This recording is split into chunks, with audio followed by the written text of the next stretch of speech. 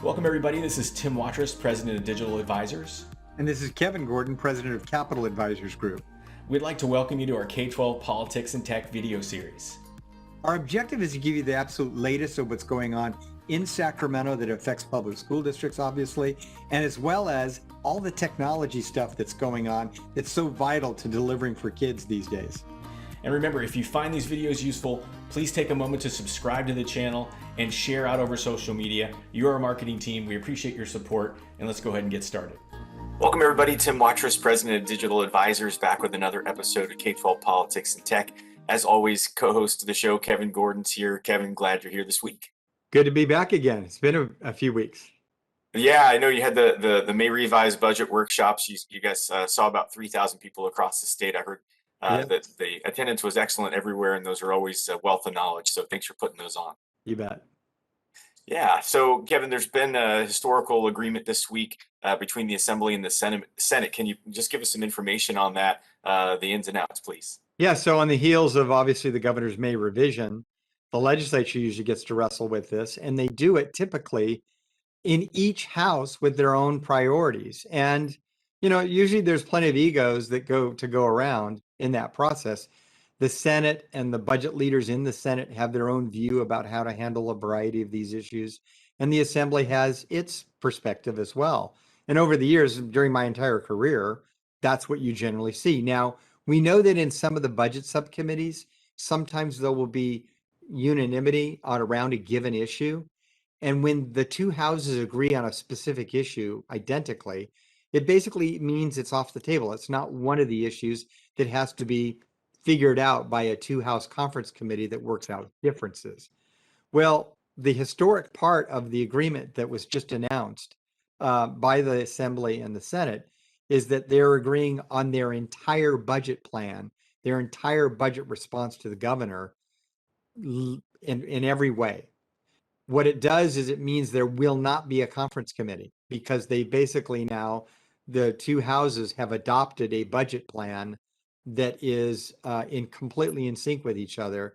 And in a way, it's brilliant because it just puts them in a stronger position as they go down to now negotiate with the governor. Because what would typically happen is you'd have the Speaker of the Assembly and the President of the Senate, both Democrats, go down and negotiate with the governor. And they'd be in different places, three different places they have to negotiate. Well, now what the governor's dealing with is sort of this tag team where the two people he's negotiating with are identically the same page. So it's really, really interesting in terms of process. But there's significant differences and a lot of issues that we've raised over the past number of weeks since the revision came out that we thought were issues that either needed to be addressed going all the way back to the budget that were unaddressed, or there were nuances of the revision that the governor made that we'd like to see changed in a different way. And the legislature's tackled that. So it's historic, but also they've taken on some key issues. Number one, we've raised it in the past, which is the imperative, we think, to pay off the entire deferral. The legislature's version of the budget pays off all those K-12 deferrals completely. So we have no balance. The governor had a $2.6 billion balance left. You know, I'm not sure whether or not that comes back in once the governor starts negotiating, because part of the assumptions the Assembly and Senate make is that there's going to be a lot more revenue generally. And this, obviously, the connection between Prop 98 school funding and revenue is there under a test one guarantee.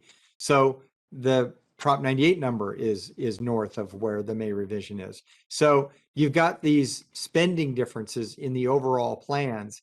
And that could be something where the governor just says, bottom line is, I'm not taking that higher revenue figure that you, the legislature, are assuming, which, by the way, is lined up with the nonpartisan legislative analyst generally. And so there's that higher level of spending. If the governor were to win on that one issue, the spending level that's in the legislature's budget, automatically it means that they're going to come up with a plan that has to trim back closer to some of the things the governor does. So that would then put that issue of paying off all the deferrals potentially in jeopardy. But there are a number of other things. The governor had proposed $2 billion that would go out to LEAs statewide for additional PPE, some more testing, more masks, more supplies, sanitary, steps that you got to take to have a clean return, in the fall. and thought that was appropriate to do that. The legislature and even a lot of folks in the school community just said, when we've got all the federal money that has included in almost every iteration of that federal money, the use of money for PPE and some of these same things, you have some of the money that we use for early reopening that could be used for similar things. There's just plenty of resources to address those issues. So the legislature basically said, we need that $2 billion for other things. So they took it out. So they trimmed that piece. They trimmed back on some of the teacher prep and training programs that the governor had put out there. They still have a very significant investment in that in many areas, but they've trimmed back some of these. Some of the more notable things that we've asked for was that 5.07 COLA that the legislature is now going to have on the super COLA, agreeing with the governor that higher COLA amount, which is a full percent, a little bit north of a full percent, on top of what would otherwise be the statutory COLA that we would be getting if you include the current year we're in the middle of and next year together. That's how you get to that big number, that 5.07%. They acknowledge that, but more than that, we wanted a COLA that would go across the board. The governor had 1.5% COLA and different COLA numbers for just a few categorical programs. The legislature says, no, we want to do a 4.05% COLA across all categorical programs, with the exception of the LCFF that would get that super COLA. So a happy education community over that the legislature's done. Again, this has got to get duked out with the governor, so we see what happens with the disposition of that. There's some changes on childcare and a couple of the other things that are notable in the version of the budget that the legislature has. But so lots of different changes. We try not to put too much, emphasis on going through all of these details chapter and verse. Many of our clients got a pretty detailed review from us, but the point is it's going to change yet again when the legislature adopts the budget. That'll happen on time, maybe even earlier than June 15th, given the fact that we don't have a conference committee. Tim, you and I were both talking about the fact that it seems like things are happening quicker. Well, they are, because normally we're dealing with a two-house conference committee that works out the differences between these jobs. Sometimes that'll take a couple of weeks by itself. So we don't have that step now. We go straight to negotiations with the governor. We're expecting that to be happening this week. Well, thanks for that, Kevin. Yeah, and the opposite of those days where no one can agree and then they have to sort of pause, shut down the government for a while. This is the opposite of that scenario. So we got to be appreciative of that, especially in these times. So thanks for all the tidbits there. I wanted to talk a little bit about a tech story, some convergence of things we've been talking about on this broadcast in the past. We've been talking about chip shortages, which lead to device shortages. And last week we had John Harrington, CEO of Funds for Learning, and Bob Wise joining us to talk about the new E-rate dollars, the $7 billion that has $400 per device for a student to buy a device. So you think about the lack of inventory in the market and this massive amount of funding that's coming. You have this window that's going to open up in July when people are going to be placing orders. And what I want to encourage everybody on this broadcast to do is start shopping now and start talking to your providers, whoever that might be, where you buy your devices. Make sure you get yourself in a queue, because when that filing window opens, you want to be able to order something that you perhaps have already reserved for your school district. And you remember early in the pandemic, people were scrambling to buy any devices they could find anywhere.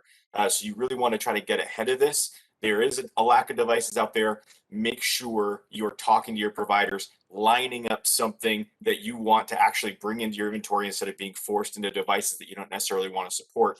And that way you can take advantage of this funding that's coming up. And as John mentioned before, the filing window is going to be July through mid-August. So I know there's vacations and breaks and things for your team, but this is too big of a dollar amount to not take advantage of. And please make sure you're taking advantage of that filing window. If you didn't watch the broadcast last week, please go ahead and review it. We talk a lot about the specifics on those dollars. So I also wanted to call out another big story, Kevin. I'm sure you've been hearing about it. Every week there's more significant ransomware attacks. It's almost a broken record in the news and probably on this broadcast as well. But we bring it up because this can absolutely shut your district down. One of the things that we haven't talked too much about is ransomware insurance. And we had the oil pipeline get hit. We got the meat industry getting hit. Lots of school districts are getting hit. If you haven't uh, actually procured any insurance, you certainly want to look into it because it's getting harder to come by. And at some point, you probably want to review your policies to make sure they're up to date. If something you might have locked in a couple of years ago and the landscape has changed. So really take a look at what a cyber incident, what your insurance looks like. And it's time to review that over the summer while you have a little bit of time to think through that, because it's unfortunately not one of these things like if it will happen. It's one of those things you have to prepare for when it may happen, and then you won't be in such a bad spot when you do.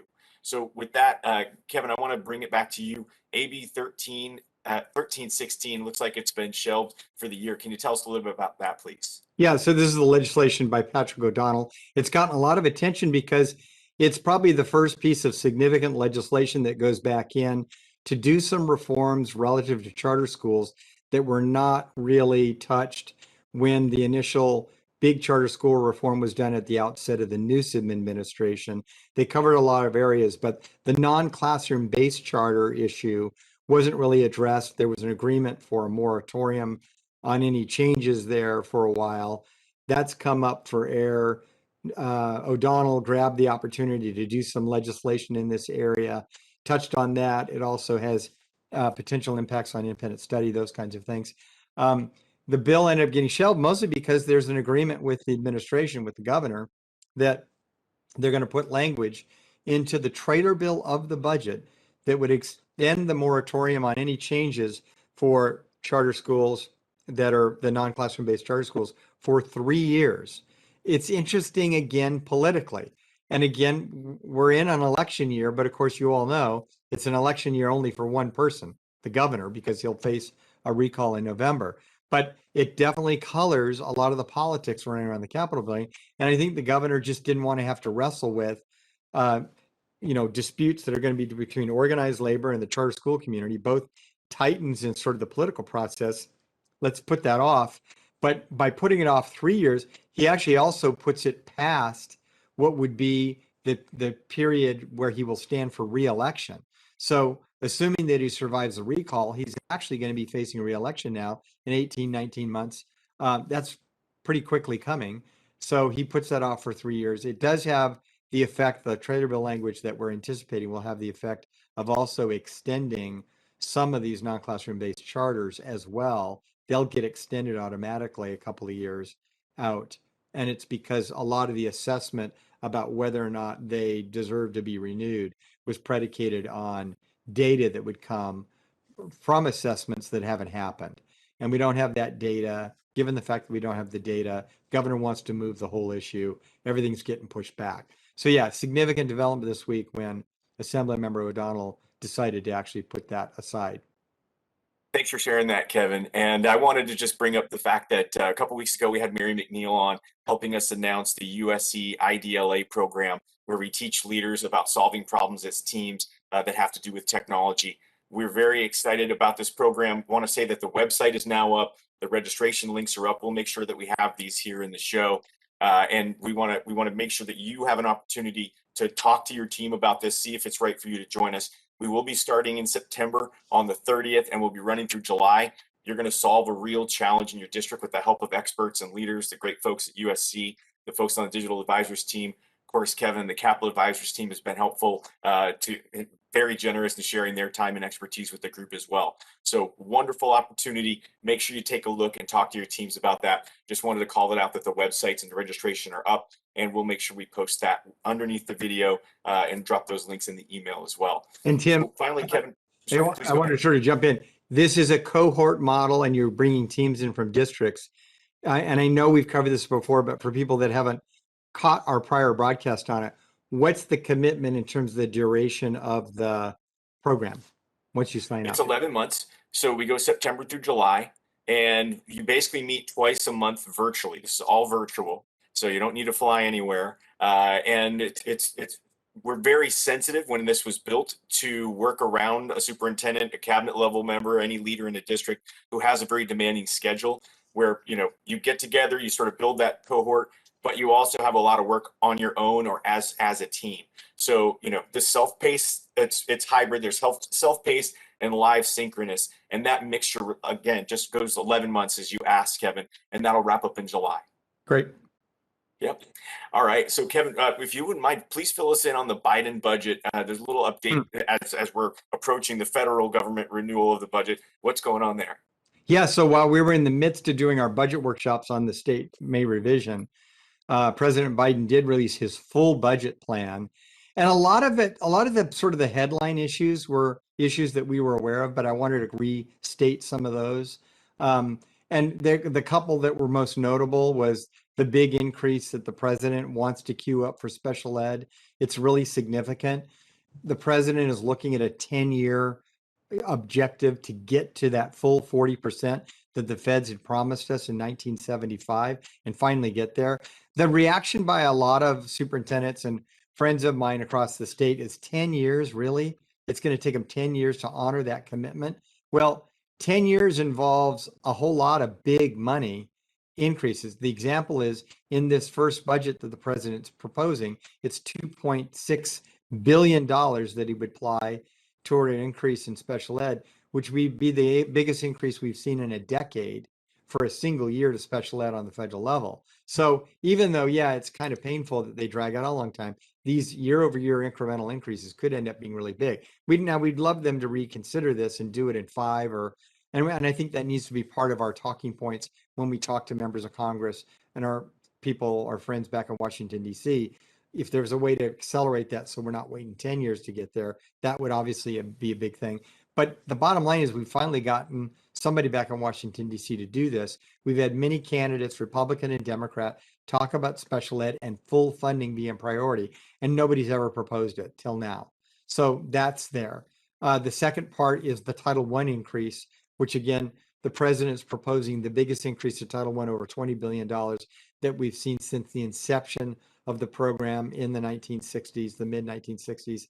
So that affects just a whole lot of California public school districts, given the fact that we have more poverty in California than we do in any other state in the nation. So we know we've got high numbers of kids in poverty in our districts across the state, and Title I really speaks to them. So those are a couple of the things. Another major investment, billions and billions of dollars that the president wants to put into early education. Again, the idea of universal preschool is where he's headed. It dovetails really well with the governor's own initiative here in California, which is essentially to add a whole new grade level, if you will. The distinctions are on the president's plan being called preschool, the governor's plan being TK. But I think the governor is intending that it plays that role for 4-year-olds. The distinction for us in education is that if it's a TK program, it's paid for under Prop 98. Although what the governor does do in his program is he adjusts the Prop 98 base upward to account for that money. So he plays it straight with regard to the education budget, but it does become a part of what our focus is in kindergarten through 12th grade in our K-12 system. So anyway, so that a couple little tidbits on that. What I want to do is save up for maybe a future broadcast when we have Bob Weiss back and we can dig into the mechanics of and the politics around this budget, because the president is not going to have an easy time passing this budget. There was an opinion that just came out last week from the clerk of the United States Senate, who gave an opinion, and this opinion is really, really important with regard to the use of the reconciliation process, what Bob has explained in prior broadcasts. But we'll talk about that in terms of the political implications for the president to get a lot of traction, and the fact that he may be in a position where the only way he's going to get some of his top budget priorities is by negotiating with Republicans, meaning he's going to have to throw some of his agenda overboard. He's not going to get everything if he does have to make this a bipartisan package. So we'll see how all that shakes out. Thanks, Kevin. Yeah, maybe we'll have Bob on next week or the week after, perhaps, to discuss. So thanks for sharing that. And either way, I guess it sounds hopeful that there's a lot more dollars in specific buckets heading our way. So we could definitely use the support there. Kevin, I wanted to just cue you up because I know that the May revised budget workshop happened, and then quickly the June budget, like the final budget workshops happen. Do you have an idea of the time frame of that yet for your team? Yeah. So our June budget workshops will start the week of the 28th. We'll be posting them on the Capital Advisors Workshop, so people will be registering for those again in probably big numbers. I am hopeful that the workshop doesn't have to go the full hour and a half. Kind of depends on the content, but we're not going to go back over the economy and some of the things that we covered in the May revision workshop. We're going to get to the meat of what was the difference between the May revision and what the legislature and the governor finally agreed on, and give you those specifics, and then the specifics about how that will actually roll out to school districts, what the rules of the game are going to be. And that's really the purpose of that workshop. We'll finally know what really is going to happen. And it's for you to sort of take notes on, now what do you need to do to make sure your budgets are aligned with the budget that's the state of California has passed. Okay, we'll look forward to that. And again, that's on the Capital Advisors website where you can find the registration links, and make sure you take advantage of that and share that with your team. So I want to say thanks so much, Kevin, for being back. Great to have you. And we'll look forward to chatting with you next week with more news. Great. All right, thank you. So thanks again for joining us for another week of this broadcast. And I just want to take a moment to remind you, if you haven't already, please subscribe to our channel and share this out over social media. Again, you're our marketing team. I'll also finish by saying, if you have some questions, please send them our way. We'd be happy to address them on a future broadcast. So with that, thanks everybody, and we'll talk soon.